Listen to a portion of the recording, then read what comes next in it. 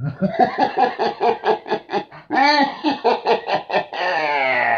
come on, Hollywood, let's keep it real. This is the supervillain you need to be hiring for your movies. You can't tell me that that laugh was not pure supervillain cheese. Alright, so The Dark Tower is a movie that is based on a series of books written by Stephen King that I have not read. I feel like this has been happening to me a lot lately. Like, there's a movie that comes out that's based on a book or a series of books that came before, and I just have not read it for whatever reason. And fuck me, I guess. So in The Dark Tower, there's this kid named Jake, played by it's Taylor something, I swear to God. A kid named Jake in this movie is having these visions and these dreams of another world. He's been drawing pictures on his wall depicting this other world. And in this other world, there's a man in black. He's basically like a human version of Satan. He's played by Matthew McConaughey. Alright. You've got Idris Elba playing somebody named Roland, aka the Gunslinger. So due to a series of events, this kid ends up transported to that world where he meets the Gunslinger. The man in black is trying to destroy something called the Dark Tower. The Dark Tower is basically this big, huge thing that holds together the entire universe. You remember that big ass tree from Avatar? You know, they called it Mother Tree or whatever? It's this big thing that like connects all life on Pandora, and if the humans at the end, the douchebags, bomb the tree, then everybody on Pandora dies, basically. The same concept with the Dark Tower is really no different. He has to team up with the Gunslinger to stop the man in black from destroying the Dark Tower, and that's basically the movie here. For the record, I don't think this movie is as bad as I thought it was actually going to be. This movie was actually surprisingly entertaining. Idris Elba works in pretty much everything that he's in. Like, if Idris Elba gives a bad performance in a movie, it's usually not his fault, it's usually the movie's fault. And I'm just saying that because Idris Elba is like nth levels of awesome at the moment. The dude can do no wrong. He could sell me on anything. I mean, he could sell me. He could look me dead in my face and be like,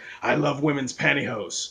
And I believe him. He was really great as Roland the Gunslinger in this movie. You could tell there's a lot of pain and tragedy with his character. His non-verbal acting in this movie was on point. I also was surprised by the kid in this movie. The kid, Taylor, you guys know I'm bad with names. Taylor, what's his name, who plays Jake? Jake, I liked his character, and I liked the actor playing him. He had some chops. He showed some really good range, and he and Idris Elba had some really good chemistry. I love the whole fish out of water element to their character arc. They each have to spend time in the other person's world, and so there's a lot of humor that comes from them not being familiar with the world that they're in. I mean, we've seen this in other movies. We've seen this in superhero movies like Thor and with Wonder Woman, and so we see it here. It is hilarious when Idris Elba gets to come to our world for the first time. He says a line to these two girls on a bus. I think I'm going to use that phrase from now on. Like, I can't spoil what the phrase is, but when you hear it, you'll want to use it against women too. I'm just saying. When the action scenes are going down and when the Gunslinger is doing his thing, it's entertaining. It looks pretty good. There's Elba shooting at literally everything that's moving and not missing. I mean, he's basically John Wick on steroids, or at least John Wick is him on steroids, because I don't want to disrespect Baba Yaga. Idris Elba in this movie makes me want to pick up a gun and go defend a big-ass tower in another universe. Having said that, this movie itself is kind of meh. It's just kind of bleh. It's just kind of alright. It's eh. Even Matthew McConaughey in this movie as the man in black or whatever,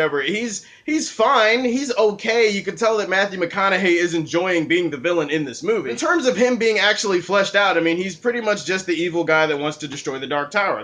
That's really it. There's really nothing else to him other than he wants to destroy the Dark Tower. And so you're just kind of left with a thin character. I would say that describes a large portion of this movie, is it's thin. There is an interesting world here. There's an interesting lore that's built here. And again, this is coming from somebody that did not read the books, so I kind of have to go into this review with one arm tied behind my back. But essentially, the world that they've set up here, the lore, the mythology, it's all really interesting stuff. And I feel like I wanted to know more. I wanted them to explore more in depth the nuances and the ins and outs and the complexities of the Gunslinger's world, but we don't really get any of that. Every time something looked interesting, or every time it seemed like they were going to go in depth with something, they just kind of moved on and forgot about it. Like, oh wow, that looks interesting. Oh, I want to know more about, oh, we're just not going to talk about that? Oh, well, I guess you already got my money, so fuck me, right? And that leads to the biggest problem with this movie, and the biggest problem with this movie is that it feels rushed. It's a 95-minute movie, and it seems like they tried to cram a lot of world building into an hour and a half, so you're just left unsatisfied because you feel like they didn't focus on the things that you wanted to see,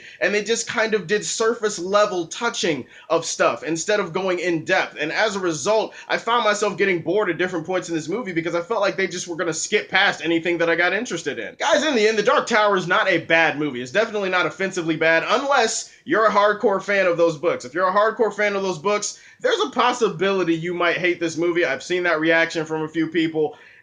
Yeah, I get it. Thought it was an entertaining watch, but nothing special. It's just kind of average. And you all know the penalty for being an average movie on this channel. Fortress of Solitude, that's where I'm putting this movie. Let me know what your favorite Stephen King book series is. Comment below, let me know. Like and subscribe to the Superfan Show, and as always, if you like what you see, tell me how you feel, and stay tuned to hear more from the Man of Steel. Peace.